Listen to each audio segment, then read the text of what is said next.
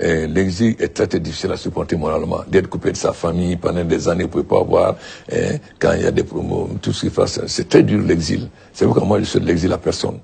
Le film que vous allez voir a été réalisé peu avant la chute de cet homme d'État atypique, obstiné et qui ne laisse personne indifférent, dont l'itinéraire hors du commun s'apparente à un parcours du combattant.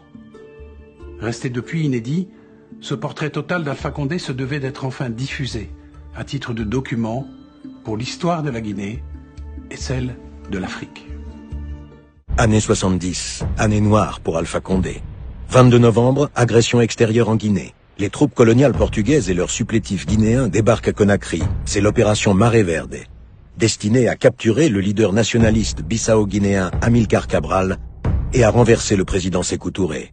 L'attaque est repoussée et Sékou Touré en profite pour liquider toute opposition interne à son régime. Alpha Condé, qui a pourtant fustigé le coup de force dès les premières heures, est condamné à mort par contumace aux côtés de 86 Guinéens. Quel effet ça fait quand on apprend qu'on est condamné à mort? Un jour, j'étais assis au café à la rue Soufflot. On blaguait comme ça. Il y a un ami qui me dit, mais ici c'est le bureau vous condamner. J'ai dit, mais toi, comment il va nous condamner? Et c'était encore une position. Et le soir, quelqu'un m'appelle d'Abidjan pour dire, Alpha, et tu sais qu'Alpha, vous êtes condamné à mort par contumace? Ça signifie très clairement que vous ne pouvez plus rentrer en Guinée? Bah, évidemment. Évidemment. Et pour vous, c'est pas un déchirement? Vous vous dites, non, j'attends la chute du régime? Et moi, j'ai dit que je ne souhaite pas l'exil à quelqu'un.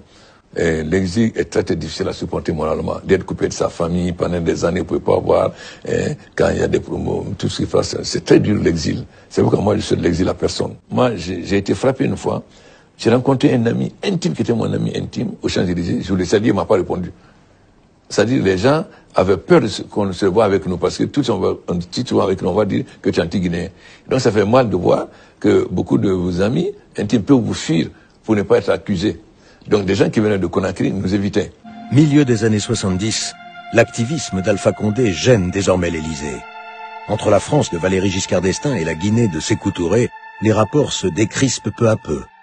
Rompus au lendemain de l'indépendance, les relations diplomatiques reprennent et le président français se rend en visite officielle à Conakry en décembre 1978. On fait alors comprendre au professeur militant que l'enseignement lui est désormais interdit. Ça donne change parce que les autorités politiques françaises ne vous considèrent plus d'un œil favorable. Giscard d'Estaing a interdit l'affaire. Ensuite, ils m'ont créé plein de problèmes à la fac, donc j'ai été obligé de quitter. Heureusement, j'avais un ami, Chacha Tourin-Sèvres, qui avait une société de négoce de café. Et donc, lui m'a proposé de venir travailler avec lui. Donc, j'ai quitté l'université. C'est-à-dire qu'on vous fait comprendre à l'université qu'il vaut mieux que je n'étais pas le bienvenu. Donc j'ai quitté, mais ça n'a pas été un problème puisque j'avais un point de chute, c'était avec mon ami Sacha qui était mon promotionnaire à Sciences Po et qui avait donc cette société, qui m'avait relancé plusieurs fois, j'avais refusé, mais cette fois j'ai accepté de travailler avec lui. Donc je me suis chargé maintenant de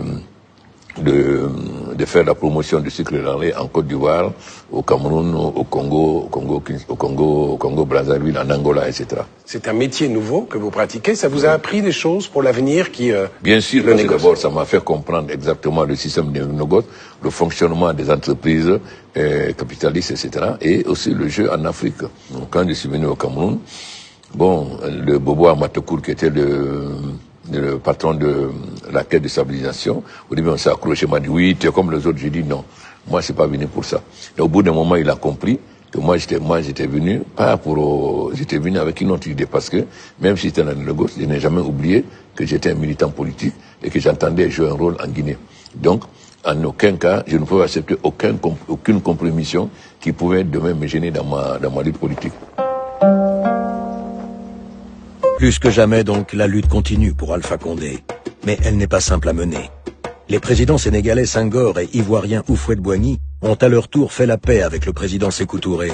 Et les activités dans la région d'Alpha Condé et de ses partisans se déroulent désormais dans une quasi-clandestinité. Particulièrement à Abidjan, où Alpha Condé a établi un bureau de sucres et denrées et d'où il fait parvenir aux militants de l'intérieur des brochures et des tracts en Guinée forestière. En 1977, Alpha Condé et ses proches créent le parti politique MND, qui deviendra 11 ans plus tard le RPG, le Rassemblement du peuple de Guinée. 26 mars 1984. le président Ahmed Sékou Touré s'éteint dans un hôpital de Cleveland, aux États-Unis, après 25 années de règne absolu, chaotique et violent. Un chapitre se referme dans l'histoire de la Guinée qui a marqué à jamais les esprits et la façon d'être de son peuple. Mais le personnage Sékou Touré lui-même, vous lui avez rendu hommage. D'ailleurs, vous êtes incliné, etc., sur sa tombe. En quoi son apport à la Guinée a été positif? Vous retenez quoi? L'homme du nom? Il a eu sa phase, comme je dis, sa phase ascendante et sa phase descendante. Sa phase ascendante, c'est lorsque il a pris la tête du syndicat. Pendant un moment, il a été vraiment combatif. Malheureusement, il a été récupéré par le gouverneur général de Dakar. Et à partir du moment où la Sékou Touré a cassé le syndicat, c'est en ce moment qu'il s'est opposé à des gens comme Seydou Diallo du Mali, etc. Donc, pendant sa phase ascendante, il a joué un rôle positif. À Conakry, voici venu le temps des militaires. Dès la mort du président Sékou Touré, le colonel puis général Lansana Conté prend le pouvoir le 5 avril 1984. Il ne le lâchera pas pendant 24 ans, secondé par des civils à ses ordres. Le général Lansana Conté s'engage à établir la démocratie, mais très vite, son régime se referme et se radicalise dans la continuité du précédent. Nous n'avons pas mis les gens en prison pour un problème politique, parce que ce qu'ils ont fait, c'est passé. Ça ne nous intéresse plus. Si nous voulons fouiller le passé, l'avenir nous va nous échapper. Ça, c'est clair. Alors que souffle sur l'Afrique francophone le vent démocratique du sommet de la Baule, organisé par François Mitterrand en avril 1990, le général Lansana Conté esquisse une timide ouverture politique. Celui que l'on surnomme le président paysan annonce la tenue d'une élection présidentielle pluraliste pour la fin de l'année 1993. Pour Alpha Condé, dont le parti, le RPG, s'est clandestinement implanté à travers toute la Guinée, l'heure est venue de rentrer enfin au pays après 20 ans d'exil afin de participer au scrutin, et peu importe les risques. Mais pour le président Lansana Conté et ses proches, laisser rentrer Alpha Condé en Guinée, c'est introduire le loup dans leur bergerie privée. Alors, ils feront tout pour l'en empêcher.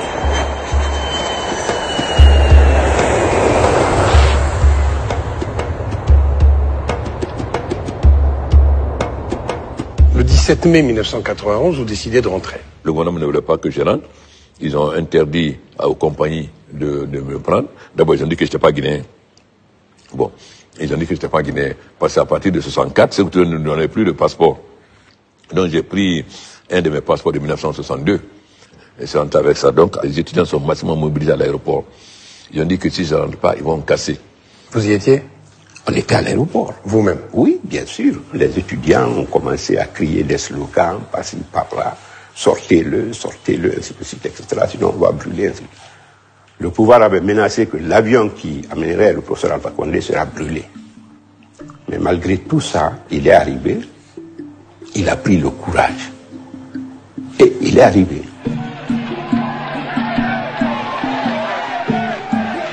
Le 17 mai 1991, en fin d'après-midi, Alpha Condé foule enfin le sol de Guinée. Il a 53 ans et lorsqu'il apparaît, la foule exulte. Des milliers de militants présents pour l'accueillir à l'aéroport ont fait reculer le pouvoir.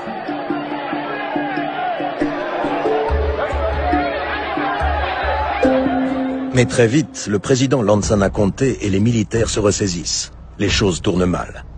Après être allé prier à la mosquée, Alpha Condé tient son premier meeting au stade de Koléa, qui est violemment dispersé par les forces de l'ordre. Traqué par la police qui saccage son domicile et tue l'un de ses jeunes partisans, le chef du RPG doit se réfugier à l'ambassade du Sénégal. Il y restera 45 jours avant que le président sénégalais Abdou Diouf envoie un avion pour l'exfiltrer de Conakry. Néanmoins, Alpha Condé n'a qu'une seule idée en tête, l'élection présidentielle de 1993. Et malgré les risques, il fera des allers et retours en Guinée pour faire campagne. Harcelé, calomnié, le parti du RPG poursuit malgré tout sa difficile implantation.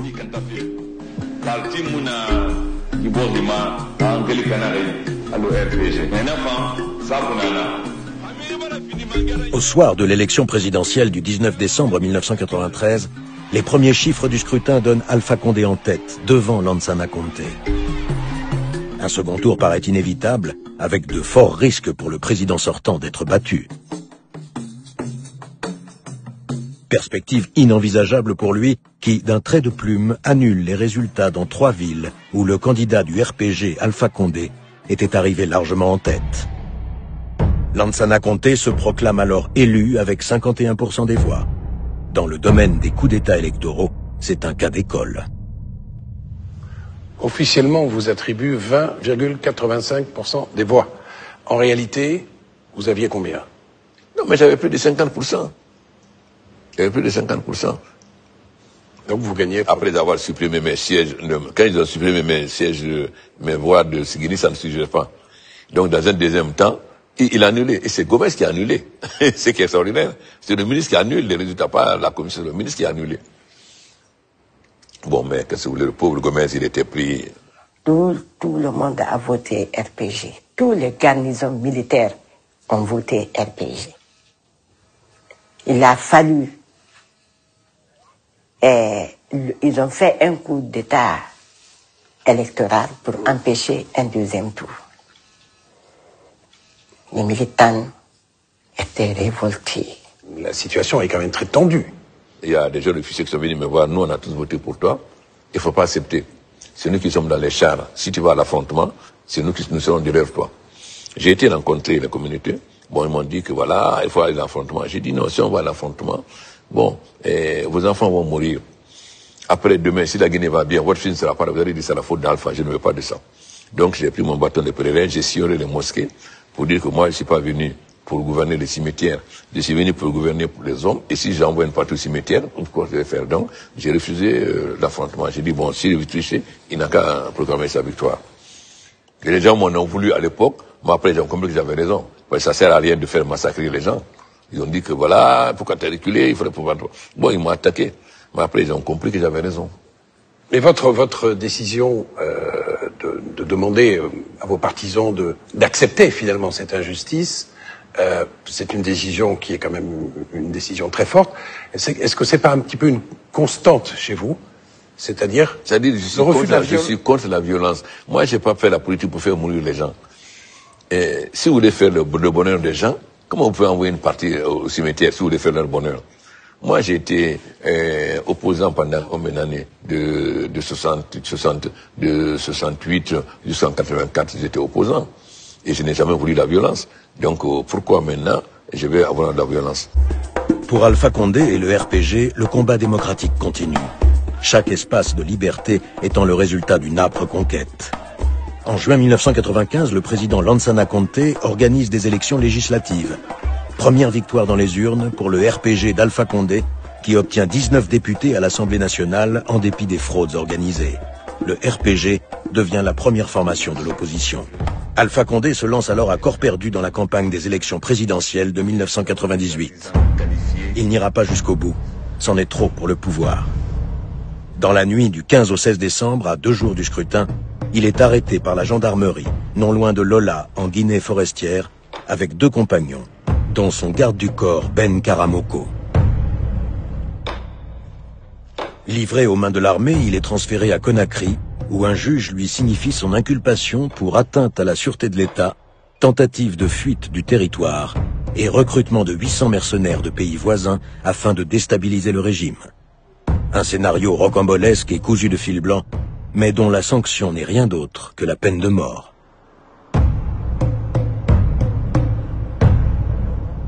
Ça n'était en aucun cas une tentative de quitter illégalement ou de fuite du pays. Enfin, comment je vais quitter, comment je vais faire? Bon, vous savez, Sipilou, c'est une petite ville. Il y a un hôtel, je crois qu'il y a 6 ou 8 chambres. On a dit qu'ils avaient des mercenaires à Sipilou. Comment vous connaissez Sipilou? Comment on peut avoir 600 mercenaires à Sipilou? Bon, on a fait beaucoup de bruit, etc. Bon, oui, bon. On vous arrête là-bas. On m'arrête à Pinet. Il est quelle heure? C'était la nuit? C'était... Oui, c'était en début de soirée. Vous êtes bousculé, maltraité? Comment ça se passe? Non. Et le président Conté a dit, il n'a pas dit de me garder, il m'a dit de me mettre en résidence surveillée chez moi. Il faut rendre à César ce qu'il appelle à César. Conté n'a pas voulu, comment il a dit, mettez-le en résidence surveillée chez lui. Mais c'est les gens, bon, je vais pas dire les noms aujourd'hui pour ne pas être méchant. D'autres qui ont dit non, on a des preuves de complot, c'est dit cela, etc. Bon. Et le pouvoir a profité de cette occasion pour décapiter le parti. Presque tous les députés, tous les responsables nationaux à l'intérieur ont été arrêtés, incarcérés dans les camps, à Kankan, à Tigiri, à Zérekoré, à Conakry ici. Il y a eu des morts Ensuite, on vous emmène à la maison d'arrêt, alors. Il y a un grand bâtiment qui avait plus de 105 ou 300 détenus. Ils ont évacué tout le monde pour que je me retrouve seul dans ce grand bâtiment. Toutes les pièces ont été vidées. Et je me suis retrouvé seul, isolé, enfermé, isolé. Sans aucun contact avec aucun prisonnier. Et c'est un isolement qui va durer jusqu'à la fin, finalement. Oui, ça dure. Bon, évidemment, après, mes avocats, dont mon neveu Christian, me disaient, Alpha, il faut marcher. Toute la journée, il faut marcher. Je comprenais pas pourquoi. Il dit non, il faut marcher. Donc, je marchais, j'entrais dans la cour. J'ai pas compris pourquoi. C'est lors de mon procès, quand je suis sorti enfin, j'ai vu des gens qui étaient devenus infirmes. Et parce qu'ils m'ont dit que si tu es en prison, tu es en cellule, si tu ne marches pas, tu finis par perdre l'usage de tes jambes. C'est pour qu'ils me disent tout le temps, il fallait marcher. Parce que vous faites des grèves de la faim au début. Oui. Parce qu'on me refusait tout. Ni les journaux, ni rien, je n'avais rien. Alpha Condé occupe seul la cellule numéro 6 du bloc militaire. Ses conditions de détention sont extrêmes. Il est privé de toute visite familiale et il a pour seul compagnon les rats, les blattes et les moustiques. Sujet à des crises de paludisme, mal soigné, mal nourri, Alpha Condé multiplie des grèves de la faim pour obtenir le droit de rencontrer ses avocats, d'écouter la radio, d'écrire ou tout simplement de faire quelques pas dans la cour. Débarrassé de son rival, Lansana Conté est réélu président le 18 décembre 1998 avec 56% des voix. Le procès d'Alpha Condé se prépare et le régime cherche activement des faux témoins pour étayer l'accusation. On arrête, on torture, on tue pour arracher des aveux. Ben Karamoko, le fidèle garde du corps, est le premier sur la liste. On a passé partout pour que je mens sur le président. Et comme c'est pas vrai, moi je n'ai pas fait. Donc j'avais peur. J'ai vu beaucoup de choses. En prison, je connaissais l'homme, mais c'est en prison que j'ai connu l'homme. Vous avez vu des gens mourir? J'ai vu des gens mourir. Des gens qu'on était ensemble, ils sont morts devant moi. Et si là-bas d'ailleurs, si quelqu'un meurt, c'est comme même un poulet, c'est mieux que lui. Parce que c'est des conditions extrêmes, très difficiles. Et quand tu traverses ça, vraiment, tu as peur toi-même. Parce que, est-ce que je vis comme ça, peut-être la même chose peut m'arriver demain encore, je ne sais pas. Alors qu'Alpha Condé croupit au fond de sa prison, une vaste campagne de mobilisation s'organise en sa faveur à l'étranger. Sous l'impulsion de l'universitaire français Albert Bourgi et de son épouse Evelyne, un comité de soutien voit le jour à Paris avec des correspondants un peu partout en Afrique. Tour à tour, les présidents Diouf, Bongo et Chirac, mais aussi Jimmy Carter et Kofi Annan, interviennent directement auprès du président Lansana Conté. Rapidement, c'est-à-dire l'information est passée très très vite dans les médias bien sûr français, relayés bien évidemment aussi par les médias locaux. Ça a été le cas au Sénégal, beaucoup au Sénégal, ça a été le cas en Afrique centrale, beaucoup, notamment en République centrafricaine, je me souviens. L'Assemblée nationale avait été immédiatement saisie de la question de l'arrestation d'Alpha Condé et la protestation donc a commencé à surgir un petit peu partout. Le 12 avril 2000, le procès d'Alpha Condé et de ses co-accusés s'ouvre enfin. Très vite, il prend des allures de farce et de mascarade judiciaire. Les avocats des prévenus se retirent pour ne pas cautionner cette parodie. À la barre, les témoins à charge ne cessent de se contredire et de démentir les dépositions qu'ils avaient faites, parfois sous la contrainte. Les juges se ridiculisent sous l'œil des caméras, confondent les lieux et les noms, se perdent en arguties grotesques. Le 11 septembre, après 5 mois de comédie, le verdict tombe. 5 ans ferme pour Alpha Condé. Vous leur en voulez à ces faux témoins, à tous ces gens-là? Non, mais parce qu'il y a une femme qui est venue de Lola, elle a suivi, elle a dit, qu'est-ce que je dois dire? Ce qu'on m'a dit à Lola de dire, ou ce qu'on m'a dit à Conakry de dire. Et c'était ridicule. Ensuite, maintenant, des témoins ont fui. Ils se sont trouvés sans témoins. C'est en ce moment que 2 autres, je ne vais pas dire leur nom pour ne pas être méchant, sont partis prendre des faux témoins pour les amener, mais les ont mal préparés. Donc quand le juge, le président Sima a commencé à leur poser des questions, il y avait tellement de contradictions qu'il a été obligé d'arrêter de dire, bon, on suspend la séance. Bon, c'était... Bon. Est-ce que vous en voulez encore ou vous avez pardonné? le procureur, le juge, ceux qui vous ont condamné, ceux qui vous ont arrêté, les geôliers. Vous savez, il y a eu des choses... Est-ce que vous leur en voulez encore? Non, moi je n'avais à personne la preuve. Bon, vous savez, moi j'ai toujours l'idée que il faut savoir pardonner et travailler avec tout le monde. Je sais que Sima, en tant que président, était très ennuyé. Il avait dit au président Conté, vraiment, ce procès-là n'a pas de sens, vaut mieux qu'on utilise le Parlement pour demander sa libération. Mais ils l'ont mis de côté. Donc, on voulait que je vienne enchaîner des prisons. Sima a refusé, dit non, il ne vient pas enchaîner. Parce qu'il voulait m'enchaîner pour me mettre dans la partie Sima. C'est tout catégoriquement opposé qu'on m'enchaîne. Et je venais donc les bras libres. Le 18 mai 2001, contre toute attente, Alpha Condé et ses camarades sont libérés après 27 mois de détention.